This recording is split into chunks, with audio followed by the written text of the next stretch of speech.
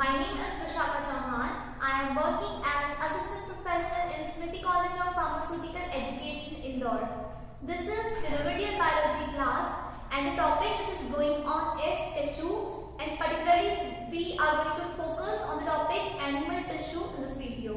So let's begin with the animal. Let's continue with the tissue, and the third tissue is the connective tissue. हम सबसे पहले word को समझते हैं, उस वर्ड से लेकर के देखते हैं connection. From the connective we have got the noun connection, यानी कि इंटरलिंकिंग कितनी अच्छी होगी, तभी इस तरीके के नाम है कि they are the connective tissue. So the connection is the stronger point or the identical point, जिससे आप पहचान कर सकते हैं, जिससे आप आइडेंटिफाई कर सकते हैं कि कौन सा टाइप का टिश्यू ये हो सकता है. तो specialized to connect various body organs, क्योंकि नाम कनेक्शन है कि कनेक्ट करता है बॉडी के ऑर्गन्स को या अदर टिश्यू सेल्स को. तो इनका क्या काम है कि connective tissues are specialised to connect the various body organs. Okay, now कितने टाइप्स के होते हैं, तो हमने इसके 5 डिफरेंट टाइप्स देखे हैं. सबसे पहला है areolar tissue, then adipose tissue, dense regular connective tissue, skeletal tissue and the fluid tissue. One by one check करते हैं इनकी मीनिंग. एरियोलर टिश्यू, वर्ड समझिए, एरियोलर टिश्यू, तो ये कहां मिलेगा आपको? They are found in the skin and muscles around the blood vessels, nerves and blood vessels. इसके अराउंड आपको जो है एरियोलर टिश्यू के ग्रुप्स जो है वो इस तरीके से बॉडी को कनेक्ट करते हुए, मतलब ऑर्गन से ऑर्गन कनेक्ट करते हुए मिल जाएंगे. Now the very next one is the adipose tissue. बहुत कॉमन वर्ड है, आपने टिश्यू में एक ही चीज सुनी होगी, आई थिंक कि एडिपोज टिश्यू है ना. तो क्यों सुना होगा ये नाम? क्योंकि बिकॉज जो एडिपोज वर्ड है उसका मीनिंग होता है कि फैट से रिलेटेड. तो जहां पर भी आपने एक्स्ट्रा बल्ज, एक्स्ट्रा फैट का नाम सुना होगा, वहां पर आप उसको इंटरलिंक कर पा रहे होंगे कि एडिपोज मतलब बहुत सारा फैट जहां पर कलेक्ट होता है. तो हाँ, इसका याद रखने के लिए वो मीनिंग बिल्कुल सही है कि एडिपोज से आपको फैट ही नाम याद रखना है.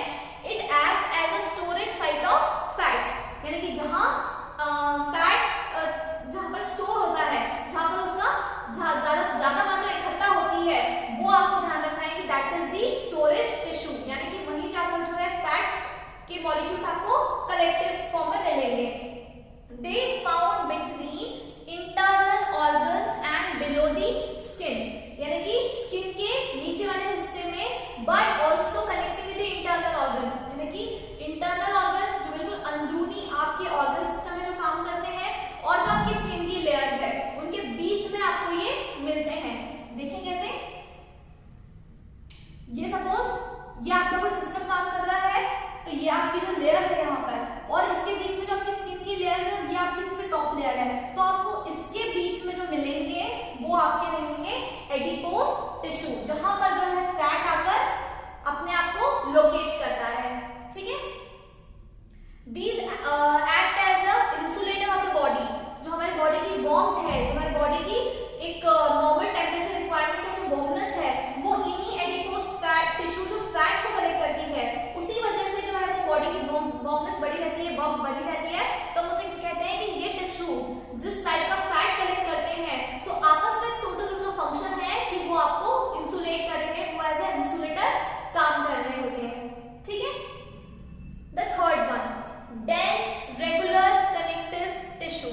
अगेन वर्ड को हम समझेंगे कि पहले डेंस रेगुलर, डेंस तो आपको पता है डेंसिटी वाइज जो है ज्यादा थिक होगा, वो जिसमें स्ट्रक्चर काफी कॉम्प्लेक्स होगा, तो वो डेंस है स्ट्रक्चर वाइज, रेगुलर है एंड कनेक्टिव टिश्यू है. ओके, अब हम तीनों चीजों को अगर समझ गए हैं तो हम इसके बारे में 3 वर्ड तो लिख ही सकते हैं. जैसे dense in structure, again connective tissue, that means connective tissue का पार्ट है, तो आपके दूसरे ऑर्गन के साथ या फिर इससे किसी और टिश्यू के साथ कनेक्ट करने का काम करता है. And these are the regular one, मतलब ऐसे sales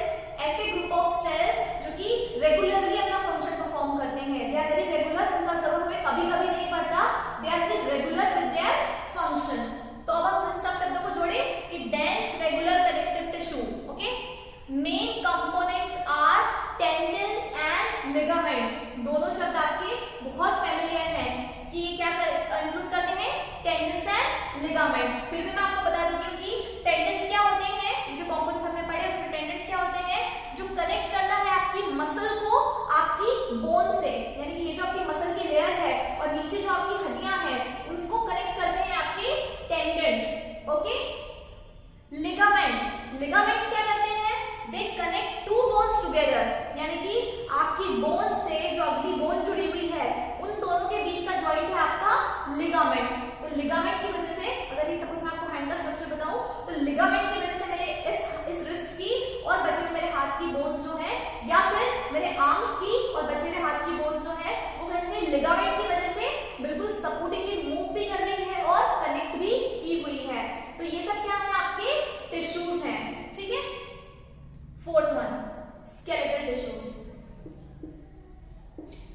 the word is skeletal here, मतलब कि हम अगेन बोन्स की बात कर रहे हैं, स्केलेटल सिस्टम की बात कर रहे हैं, बट रिलेटिवली बोन्स की बात कर रहे हैं, ठीक है। The main component of skeletal tissue are cartilage and bone. Cartilage जिससे जुड़े हुए होते हैं और हड्डियां जिनसे कार्टिलेज जुड़ा हुआ होता है, ठीक है। तो आपस में वो दोनों शब्द जो हैं काफी एक दूसरे के कनेक्शन में है, इसीलिए कनेक्टिव टिश्यू है, ठीक है।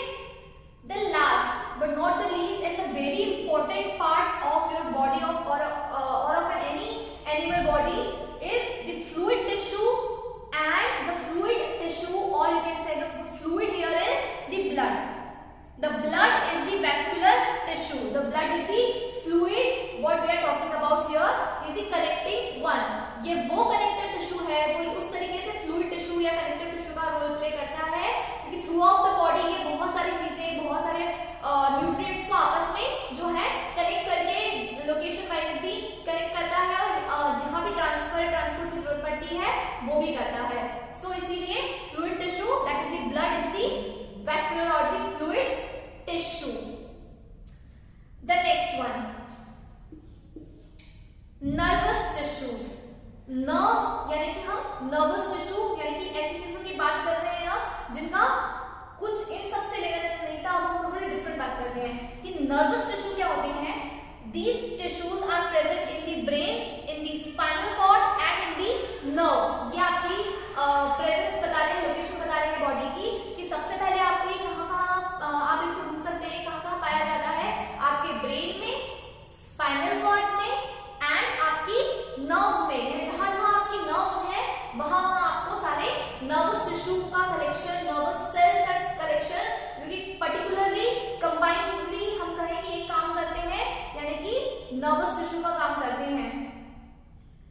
Nervous tissue are responsible for sensation, consciousness, memory and emotions. क्योंकि हॉर्मोन्स के साथ, क्योंकि जितने भी मैसेजेस बॉडी रिलीज करती है उनके साथ नर्वस टिश्यू का बेहद इंपॉर्टेंट रोल होता है।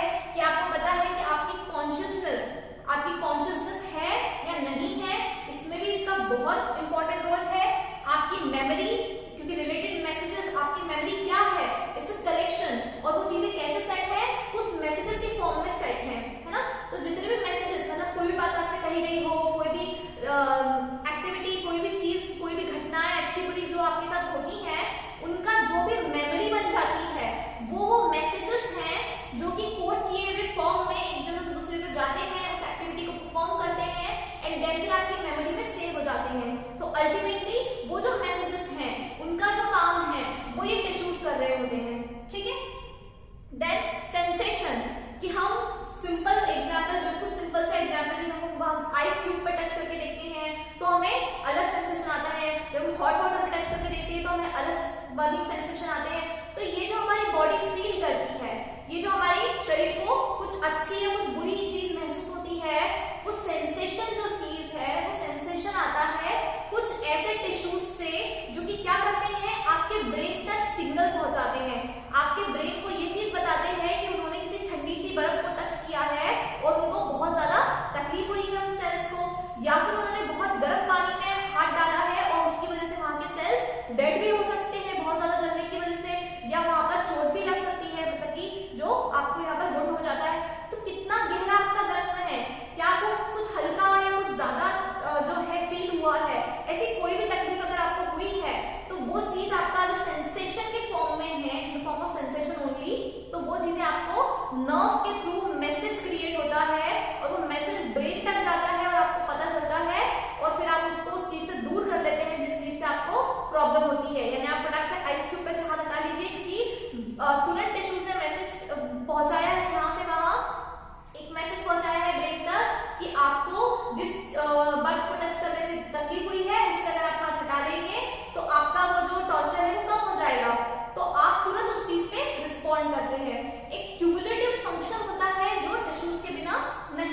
सिस्टम, ठीक है। Then neurons, these are the cells that form entire nervous system, यानी कि पूरे नर्वस सिस्टम आपका जो ब्रेन, स्पाइनल कॉर्ड वगैरह सबसे मिलकर बना हुआ है, वहां पर आपको फंक्शन परफॉर्म करने के लिए, मैसेजेस हैंडल करने के लिए, तो जितनी भी चीजें हो रही हैं, आपके न्यूरॉन्स ही वो चीजें हैं जो मैसेज बनते हैं। आपके न्यूरॉन आते हैं और वहां पर जाते हैं और ब्रेन को इंडिकेट करते हैं, कि इंडिकेट करने का मतलब है कि आपकी बॉडी को एक्शन में आपको रिप्लाई करके बताया कि मैसेज तो जब भेजा है ब्रेन ने, तो आपकी बॉडी उस चीज पर रिएक्ट करती है, एक्शन करती है और आपको पता चलता है कि क्या काम करना होता है।